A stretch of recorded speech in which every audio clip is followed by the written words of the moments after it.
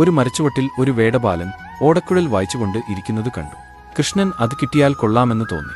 ഏകദേശം തന്റെ പ്രായത്തിലുള്ള ആ വേടക്കുട്ടിയുടെ ചുമലിൽ കൈവച്ചുകൊണ്ട് കൃഷ്ണൻ ചോദിച്ചു, എന്താ നിന്റെ പേര്? എനിക്കും ഇതുപോലെ നല്ല നാദമുള്ള ഒരു ഓടക്കുഴലുണ്ടാക്കി തരുമോ? നിനക്ക് ഞാൻ ഇഷ്ടം പോലെ പാലോ വെണ്ണയോ തൈരോ ഒക്കെ തരാം. കൃഷ്ണൻ തൊട്ടപ്പോൾ ആ വേടക്കുട്ടിയാകെ കോരിത്തരിച്ചു. ആരോടും പറഞ്ഞറിയിക്കാനാവാത്ത പരമാനന്ദത്തിൽ ലയിച്ചുകൊണ്ട് അവൻ പറഞ്ഞു, എന്റെ പേര് ജരൻ. ഞാൻ ഈ ഓടക്കുഴൽ ഉണ്ണിക്ക് തരാം. എനിക്ക് വേണമെങ്കിൽ വേറെ ഒരെണ്ണം ഉണ്ടാക്കാമല്ലോ. ഇതിനു പകരമായി ഉണ്ണി എനിക്കൊന്നും തരേണ്ട, ഉണ്ണിയെ ഇനിയെന്നാണ് കാണുക. കൃഷ്ണൻ പുഞ്ചിരിച്ചു.